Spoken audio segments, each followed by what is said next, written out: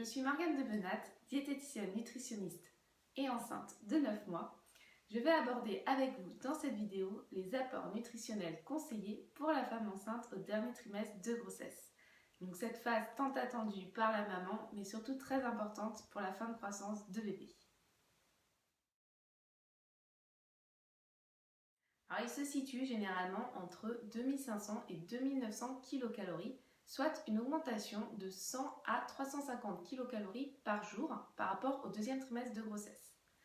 Bien évidemment, ces besoins dépendent de chaque femme et de chaque grossesse.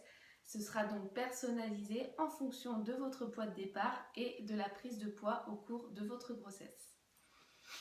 Si on se base sur la femme de référence qui, elle, a des besoins qui tournent aux alentours de 2200 kcal, on constate vraiment que la femme enceinte au dernier trimestre a des besoins bien plus importants, ce qui est normal.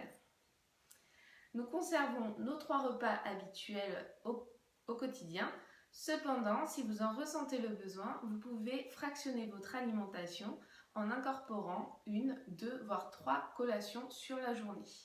Alors ça, c'est propre à chacune en fonction de votre ressenti, comme toujours, et surtout de votre capacité à pouvoir suffisamment manger.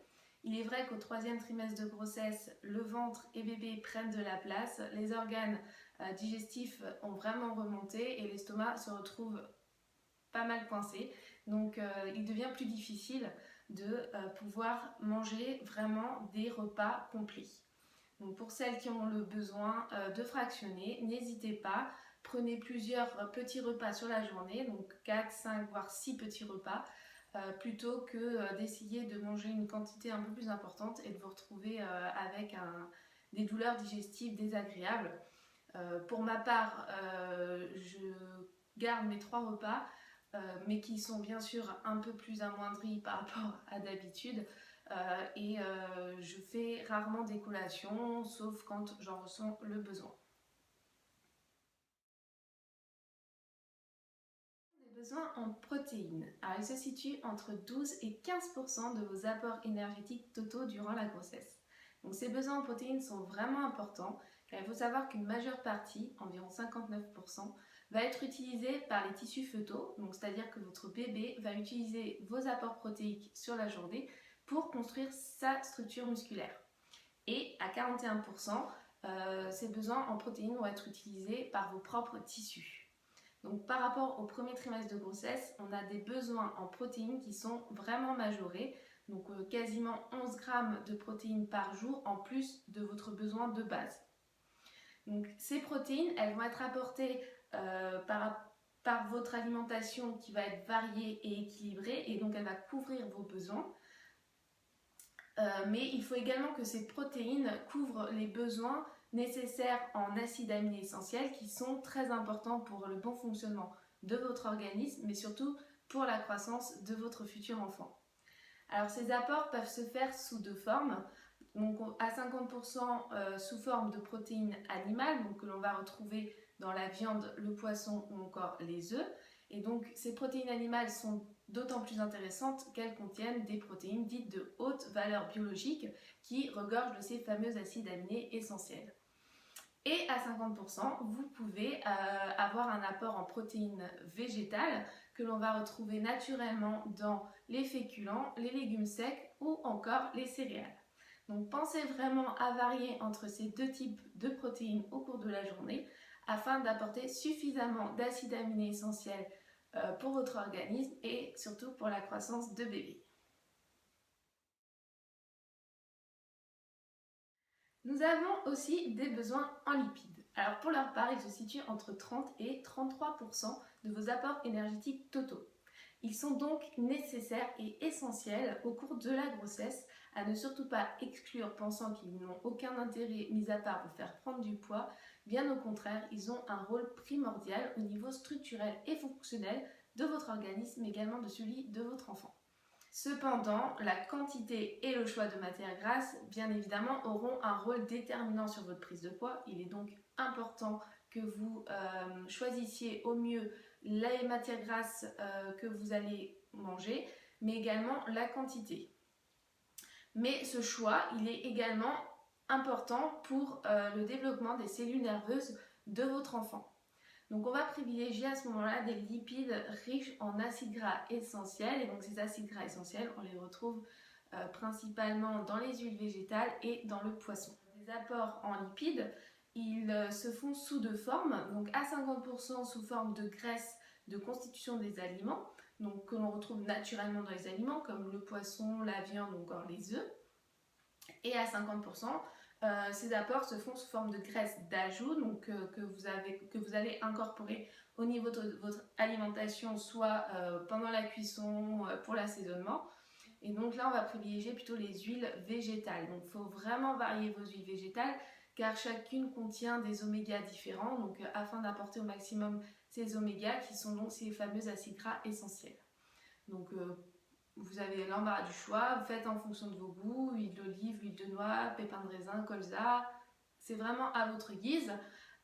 Évitez par contre tout ce qui est huile de palme qui est nocive et qui contient surtout des acides gras saturés, donc vraiment inintéressante pour vous et pour votre enfant et surtout mauvaise pour la santé.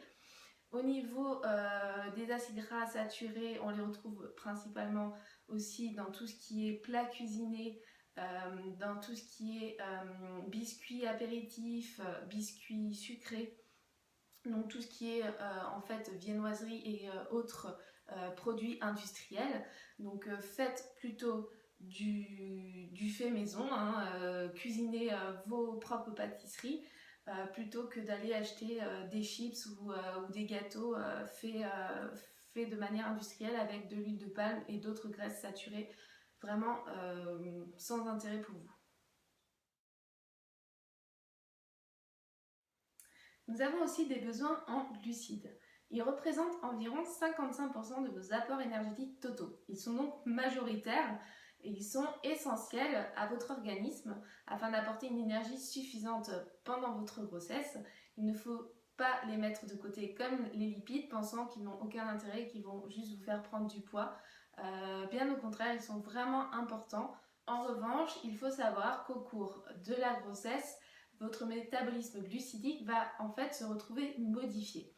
C'est-à-dire qu'au premier trimestre de grossesse, il va y avoir une production d'insuline accrue qui va favoriser la constitution de réserves graisseuses.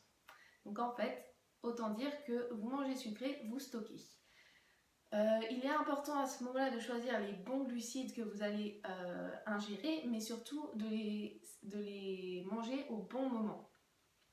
Car en fait, si vous avez tendance à faire du grignotage sucré au cours de la journée, déjà en temps normal, c'est mauvais et c'est là où on stocke. Mais là, en étant enceinte, vous allez vraiment stocker 100% des glucides ingérés. Le corps, au cours de la grossesse, emmagasine beaucoup d'énergie car au deuxième et au troisième trimestre de grossesse, bébé demande beaucoup d'énergie pour finir sa croissance. Cependant, vous n'allez pas utiliser en totalité les réserves graisseuses que vous aurez stockées au cours du premier trimestre. Donc faites vraiment attention afin d'éviter une prise de poids inutile. Les glucides ont également un rôle d'épargne protéique qui est plus important au cours de la grossesse. Donc comme je vous disais tout à l'heure, au niveau des protéines, il y a un besoin majoré et donc les glucides vont avoir ce rôle d'épargne. Alors, vous pouvez apporter vos glucides sous deux manières. Donc pour 2/3, on parle généralement de glucides complexes, donc c'est-à-dire tout ce qui est féculent, pain, pâtes, riz, céréales, légumes secs. Donc là, privilégiez à ce moment-là plutôt des glucides complexes complets. Et donc si vous prenez des glucides complets, partez sur du bio. Car on sait que dans l'écorce, en fait, c'est là où il y a le plus de pesticides. Et comme au niveau des céréales complètes, on conserve cette écorce, privilégiez au maximum le bio pour éviter d'ingérer des pesticides. En plus, les céréales complètes ont un index glycémique bas, donc qui est d'autant plus intéressant pour éviter ce stockage accru, mais en plus vous permet d'avoir vraiment une énergie constante tout au long de la journée, ne pas avoir un coup de pompe, donc une hypoglycémie en plein milieu de matinée ou en plein milieu d'après-midi. Ensuite, vous pouvez apporter sous 1/3 les glucides sous forme de glucides simples, donc c'est-à-dire retrouvés généralement dans les fruits, les compotes. Donc Donc vous pouvez en manger bien évidemment, évitez d'en abuser car ça reste des sucres rapides. Et par rapport à tout ce qui est petits plaisirs comme donc les bonbons, le chocolat, les glaces, gâteaux, évitez au maximum d'en manger au cours de la grossesse. Faites-vous plaisir de temps en temps. À ce moment-là, essayez de le prendre directement après le repas afin qu'il soit introduit dans votre repas complet et pas pris en plein milieu de l'après-midi où là vraiment vous allez stocker au maximum ce que vous venez de manger. Et surtout privilégier les préparations faites maison plutôt que les gâteaux industriels qui sont encore plus sucrés que la normale. Mais faites-vous plaisir quand même de temps en temps. Ensuite, nous avons des besoins en fibres. Alors les fibres ont un rôle important au cours de la grossesse. En effet, elles vont agir au niveau de la régulation de votre transit intestinal. Elles vont avoir une action de prévention contre la constipation, où le risque est un peu plus important au cours de la grossesse. Elles vont avoir également un rôle au niveau de votre glycémie, donc du sucre retrouvé dans votre sang. Elles vont être hypoglycémiantes, elles vont avoir tendance en fait à diminuer le pic de glycémie qui va être induit par votre prise alimentaire. Et donc par la même occasion, elles vont avoir une action de prévention quant au diabète gestationnel, donc ce fameux diabète qui peut être développé au cours de la grossesse. Et enfin, elles vont avoir un rôle hypocholestérolémiant, donc c'est-à-dire qu'elles vont diminuer le cholestérol retrouvé dans votre sang. Donc ces fibres, elles peuvent se retrouver au niveau des légumes, des fruits, mais également des céréales, notamment les céréales complètes. Alors cependant, évitez un apport excessif en céréales complètes et en légumes secs, car en fait, ils contiennent la lignine qui est très irritante pour les voies intestinales et qui risque quand même de vous provoquer des désagréments au niveau digestif. Pour finir, nous avons des besoins hydriques. Alors ces besoins hydriques sont d'autant plus importants chez la femme enceinte car ils permettent d'éviter en fait la constipation, les infections urinaires et surtout par rapport à votre liquide amniotique dans lequel se trouve bébé.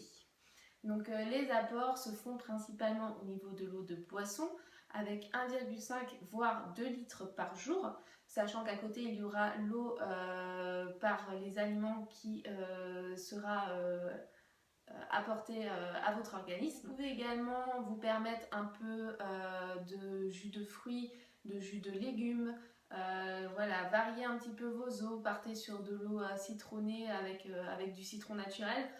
Évitez les boissons sucrées qui vont juste vous apporter du sucre et donc une prise de poids supplémentaire. Évitez les boissons gazeuses à partir du 4e, 5e mois. Ça c'est propre à chacune, mais sachez que ça peut provoquer des reflux gastriques par la suite. Pour ma part, je n'ai pas trop eu de soucis à ce niveau-là. Privilégier des eaux qui sont faibles, voire qui approchent vraiment du zéro nitrate, riches en magnésium, peuvent être intéressants si jamais vous êtes sujette à la constipation. Au niveau du café et du thé, on reste dans des dosages faibles, donc 1 voire 2 tasses maximum par jour. Cependant, sachez vraiment que, et je pense que vous vous en doutez, l'alcool est vraiment à exclure au cours de la grossesse. Il passe la barrière placentaire, donc si vous buvez de l'alcool, bébé aura également ce taux d'alcool dans le sang et vu sa taille, ça risque de ne pas faire très bon ménage. Donc vraiment l'alcool à exclure, à bannir de votre alimentation tout au long de votre grossesse. Et voir au niveau de l'allaitement par la suite si vous décidez d'allaiter. Voilà, donc privilégiez vraiment une alimentation saine, variée et équilibrée pour votre bébé et surtout pour vous afin d'éviter de prendre trop de poids, d'apporter suffisamment de bonnes choses pour la croissance de votre enfant. Pour ma part, j'en suis à 9 mois et 12 kilos. Donc voilà, c'est une moyenne, chacune prendra le poids qui lui correspondra. Si vous mangez de manière raisonnable et équilibrée, vous ne devrez pas prendre de poids superflu. Je vous souhaite une très belle fin de grossesse et surtout plein de bonheur pour la suite.